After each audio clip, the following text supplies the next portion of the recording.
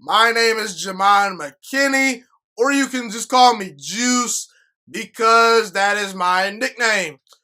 Today, I am going to talk about the Buffalo Bills overall roster. We'll break down their schedule. We'll talk about how many games the Buffalo Bills will win this upcoming season.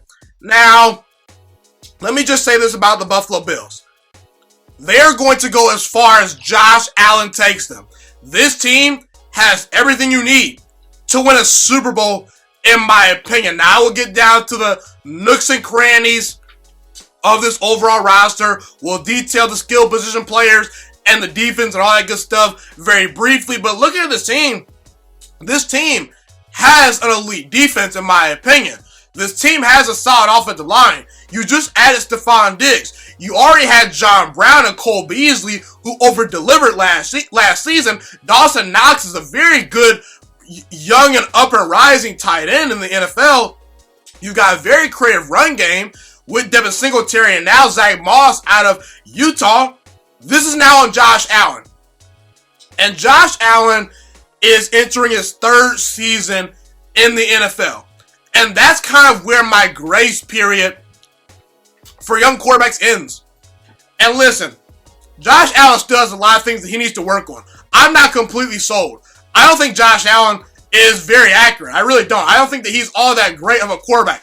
I truly think the Buffalo Bills are winning based off running the football and playing defense, and Josh Allen making one or two wild throws each game. I don't think Josh Allen is lighting the NFL on fire by any stretch of the matter. And listen, 27% of the passes that Josh Allen threw last year were deemed uncatchable. That led the entire NFL. He's not a surgeon in the pocket. He can't throw the ball with touch very well. He really needs to work on his ball placement. Josh Allen is not a finished product. I'm not completely sold that Josh Allen is a franchise quarterback. I believe he's a starting quarterback, but franchise quarterback, not so sure. So I want to see Josh Allen really have a great season this year. And I want to see the Buffalo Bills win some games, sometimes because of Josh Allen. Not in spite of Josh Allen, because of Josh Allen. Okay? That's how I feel about Josh Allen. He had an up-and-down playoff game versus the Texans last year. I did not think that he played all that bad in the first half, but the second half, it was kind of ugly. So, yeah, I want to see what Josh Allen does this year. Now, looking at this offense as a whole, very solid offensive line. Obviously, the wide receivers are well above average. You added Stephon Diggs, who was really the missing piece to this wide receiver core. I would much rather the Buffalo Bills have added someone like a Mike Evans or someone like that, even though Mike Evans was not available out there. But, yeah, based on what you got, based on the wide receivers that were on the trading block, the Buffalo Bills did the best they could. And Stephon Diggs definitely fits in perfectly with that offense. His ability to run vertically down the field and make big plays and stretch out defenses is really going to aid Josh Allen, who loves to throw the deep ball. And I know that Cole Beasley and John Brown over-delivered last year, but they're more better suited to be number 2s and number 3s. So I think Stephon Diggs is going to be a very good wide receiver that Josh Allen will like throwing to. Obviously, you draft Zach Moss out of Utah, a very good running back, that was in the third round. I think that he has some potential. Isaiah Hodgins in the 6th round out of Oregon State was a wide receiver you guys also drafted. And you guys also, snagged Gabriel Davis in the 2020 NFL draft, who's a big body wide receiver, who's 6'4" out of UCF. He's a good player as well. So Josh Allen has plenty of weapons to throw to. And you still got Devin Singletary, who averaged 5.1 yards per carry as a rookie last year at running back. And Dawson Knox is a very good tight end. Now, the defense is really what I'm most excited about. This defense last year was 2nd in points per game allowed. Now you got guys like Mario Addison, who got added this past year, who's a very good veteran pass rusher. You still got Jerry Hughes. Vernon Butler was a very good defensive tackle for the Panthers last year. Ed Oliver is a very good defensive tackle that I liked a lot when he was coming out of Houston. Tremaine Edmonds is a star middle linebacker, in my opinion. You drafted AJ Epenesa. You've got Micah Hyde in the secondary, along with Tre'Davious White, who's a top 5 cornerback in the entire NFL. And I know Josh Norman had a down year with Washington last year, but Josh Norman is still a very good player, in my opinion. I think that he still has some football left in him. So, yeah, this Buffalo Bills defense should be straight. Now, when evaluating Buffalo, roughly about 2 months ago, I made an episode saying the Buffalo Bills are going to win the AFC East. And listen, I won't be shocked at all if Buffalo wins the AFC East. And listen, if Josh Allen has a breakout season, they most likely are going to win the AFC East, because I think that honestly, they have just as good of a team, if not a better team, on paper, roster-wise, than the New England Patriots. This team honestly should win the division, especially, like I said, if Josh Allen breaks out.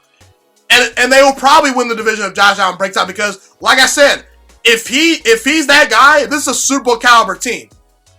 But I think the Patriots getting Cam Newton is really what's going to hold me back from picking this Buffalo Bills team to win the division. I'm sorry. I don't care what anyone says. I will be darned if I pick Josh Allen to win a division over a motivated Cam Newton. Heck, even if Cam Newton is washed, in my opinion, he's a better quarterback than Josh Allen at the moment.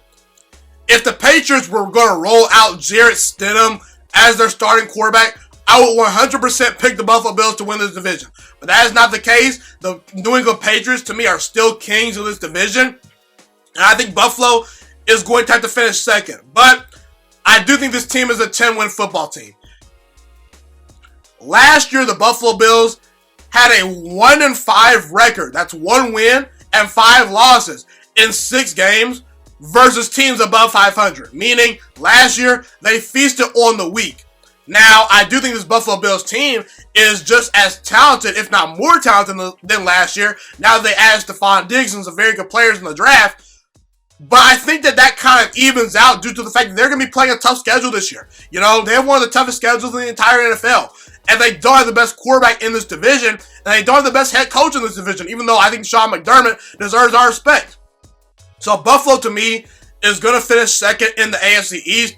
I still think this team is very good. I still think this team is a playoff team. But yeah, I think this team's about a 10-win team. Until Josh Allen proves to me that he's legit, I don't know if I can pick this team to win this division. But this roster is good enough to carry Josh Allen and just win games based on playing defense and running the football. I do think Josh Allen has some talent, but I'm just not quite sold on the kid yet. Okay, but we'll see how he fares this year. Let's dive into the schedule a little bit. I'm not officially picking these games. I'm just going to tell you who I would favor in each matchup, meaning, you know, when I look at Miami versus Buffalo, I'll tell you who should be favored to win that game and why. That's how I'm doing the schedule this year. I'm not officially picking these games, so don't quote me, okay? But week number 1 versus the Jets, I think that's actually a win. The Jets are not a very good team. You'll beat them. At Miami, that's a toss-up, but I would favor Buffalo because I think they're a better team overall than Miami. And Miami, most likely, is going to start Tua Tagovailoa. And by week number 2, I don't think Tua Tagovailoa is going to be ready to take on a Sean McDermott level defense, okay? So, that's how I feel about Miami. Rams, that's a win. I'm not sold on the Rams this year. They're not a better team than Buffalo at all this year. You'll probably win that game fairly easily, in my opinion. At Vegas, that's a toss-up game. And I actually think that the Las Vegas Raiders can win that game because they have a very good offensive line. They have a very good offense.